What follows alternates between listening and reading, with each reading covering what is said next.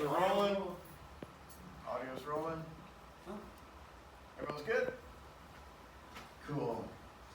Well, good evening, everyone. My name is Rapp. I'm the executive director. Hey. Take two. Good evening, everyone. My name is Rapp. I'm the executive director of the Cola Jazz Foundation, and we're here with another wonderful live stream concert brought to you by a wonderful grant by the Central Carolina Community Foundation. So we're very thankful for them giving us the opportunity to do this. And I'm here with the fabulous, ever consummate, professional, entertaining Mr. David Rodriguez. Oh, thank you, sir. Thank you for the invitation, man. Thank you guys for having this wonderful program, and I look forward to doing much more. But Rapp is the deal. He's the real deal. You're the real deal, man. I try, my man. I try. Just incredible music. So Thank you. we have a great opportunity now to meet you. And so, Mr. David Rodriguez, who are you? Where did you come from? Where did you grow up? Oh, well, I am from the Bronx, New York City. Wow. Born and bred. Born in the Bronx, raised in Manhattan. Half Puerto Rican, half Dominican. Made in the Bronx, so this is what you've got. I love it. So how long were you in the Bronx, and how did you make your way to Columbia, South Carolina? Wow, I was born in the Bronx, and I'm a third generation musician. My father was a pianist, my grandfather was also a musician, as well as my grandma. So I was pretty much raised with a lot of Latin rhythms, growing up, all my uncles and stuff like that. So probably in my 20s, I moved to Massachusetts for a hot minute. I was out there for maybe about 15 years. And then shot down to South Carolina. I was shooting for Atlanta. Atlanta didn't work. Stopped here. The rest is history. 10 years later, well, 12 years later, 2010, I was still here. So fairly new, actually, 2010. That's not too long ago. That's not too long ago. I mean, it certainly feels like it, but it's not too long ago. No, it's not. It really isn't. I think about it, I'm like, wow, it's been like 10, 12 years already. Wow, it's bananas. So you grew up in a musical family. Are you classically trained? Did you go to school for the music? Or you just grew up and believe learned it or not, the only technical music teaching I had was in junior high school.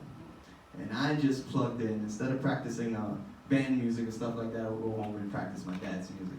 Until one day my dad was looking for a horn player, and I was like, Dad, let me do it. This is at the age of 13.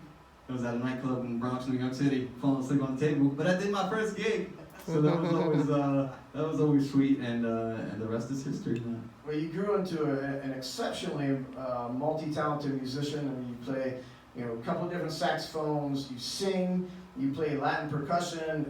I've seen you on the congas. You play the heck out of a cowbell. So all these are self-taught. Yeah, pretty much. As kids, as we watched our uncles and the grown-ups make noise doing cookouts in New York, the kids, all my cousins, my brothers and stuff like that, as soon as we had an opportunity to bang on something, kids would be kids. We're going to bang on something, you know what I mean? So, and that's where I started at, playing Latin percussion. And believe it or not, Mark, my first instrument was trumpet. Oh, wow. And I don't know if I was playing it wrong, but I kind of looked like that elephant man for a minute. I said, I'm going to switch this up. So saxophone became my next instrument and became my primary instrument. So percussion, when I was younger, saxophone when I got into junior high school, through my high school years as well. Just marching bands and things of that nature. But I pretty much just stuck with everything I was learning and tried to pick up as much as I could from all the other artists that were out there and kind of bring it in and make it my own, man. Right on. Now, I have, throughout my career, I've often had to work day jobs and stuff to support myself as a musician. Have you been a full-time musician and worked various day jobs to support yourself? Well, yeah, pretty much. I was a construction worker for a little bit over 20 years until I got down south. Then out here, I was doing a lot of paperwork and working for different companies. But music has always been an additional income. Now it's pretty much my full-time gig. Thank you, Kobe. As it should be, yes indeed. So it's sustaining me, and I love doing what I'm doing. Plus it's therapy, so it's cheaper than any psychologist, or you know how it is. Just let it go out there. I feel much better now. Amen. So when did you start the caravan? I was going to say the Latin caravan, but we're updating the name. It's now that's right. It's now the caravan. So when we started, I started with the bass player, Mr. Rene Muniz, that was here, and Mr. Juan Couto Lanza. We were trying to figure out a way to bring music closer to home. We all got tired of traveling 2-3 hours and then trying to make that travel back at 5 o'clock in the morning, and it really didn't work out for a lot of us. So we were fighting with the idea until we did a wedding for my brother-in-law at the time, and Mr. Rene Muniz was like, man, we can make this work. I was like, I told you, man, we can make this work. So eventually Couto was on board. We started the Palmetto Latin 3. and we would play tracks along with percussion. We would play percussion and we'll play along with tracks, which was fun. Then Renee Munoz came out with the Palmetto Latin Orchestra, which is a big band, 13 pieces, trombones, trumpets, saxophones, full percussion, a couple of singers and stuff like that, and that was great. But it's much easier to feed about 5 or 6 musicians than it is to feed 13 of these cats. So eventually, because of the lack of work, of course, budget is always a problem. We condensed it a little bit more. Started the Palmetto Latin 5. And at that time, I was incorporating a lot of Motown, R&B, and neo soul to what we were doing. Reggie Reese was my keyboardist at the time. Rodney Foster was my bass player. Along with Juan Cutolenza, Tony Nunez was playing conga drums with us. But we would play a lot more English or Americanized tunes with a Latin twist. Something like what you heard as far as Use Me Up with Bill Withers, or Just the Two of Us, or something to that effect. I like it like that. So we would do stuff like that. Later on in the future, Mr. William Allen came from Bronx, New York City. We got together. He came with the name The Latin Caravan, became partners. We started working together, so it was David Rodriguez and the Latin Caravan came in. And little by little, we were just working. 2020 was rough for everybody, even though we still kept on going. And there was some light at the end of the tunnel this month. And so we're starting to pick up business, which is always great. You're fantastic. Your energy is infectious. Your showmanship is infectious.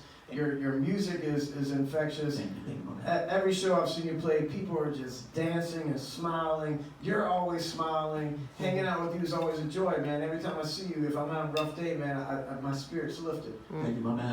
Feelings likewise, man. Right. Feelings mutual, my brother. Right on. So what is it about Latin music, man, that's so joyful? You know, I think it's all in the rhythms. I think it's in the rhythms. When you feel that rhythm and it gets into your bones, it gets into your blood.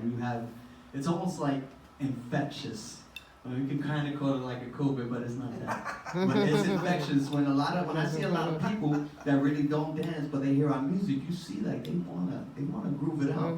And I think that element of Latin music is what makes it very popular. And you can mix, salsa with almost everything. Like, for example, like what we did with Bill Withers' tune.